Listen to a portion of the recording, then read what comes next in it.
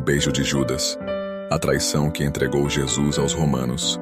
A traição de Judas Iscariotes é um dos episódios mais marcantes e simbólicos do Novo Testamento.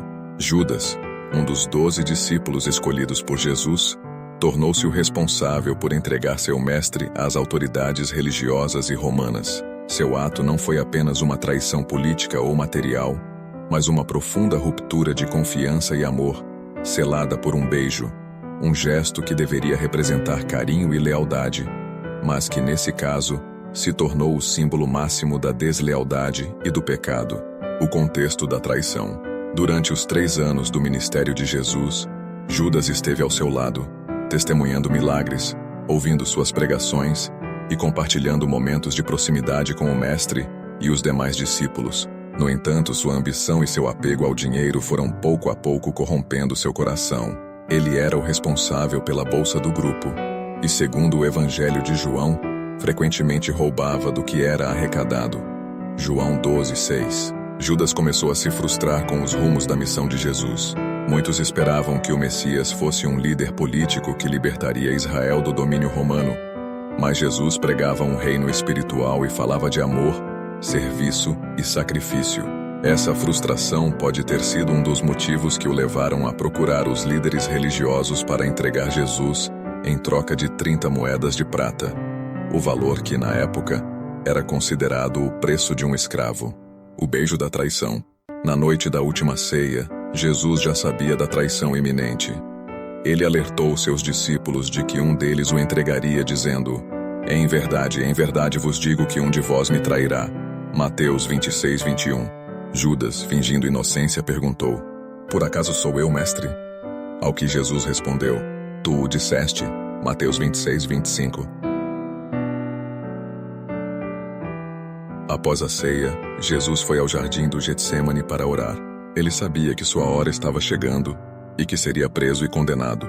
Em meio à escuridão da noite, Judas apareceu liderando um grupo de soldados e guardas enviados pelos sacerdotes e anciãos do povo. Para indicar quem era Jesus, ele combinara um sinal com os soldados. Aquele a quem ele beijasse, esse deveriam prender. Judas se aproximou de Jesus e disse: salve, mestre! E o beijou. Jesus, com sua infinita misericórdia, olhou para Judas e disse: amigo, para que vieste? Mateus 26:50. Apesar de saber do destino que o aguardava, Jesus não retribuiu a traição com ódio, mas com amor e tristeza.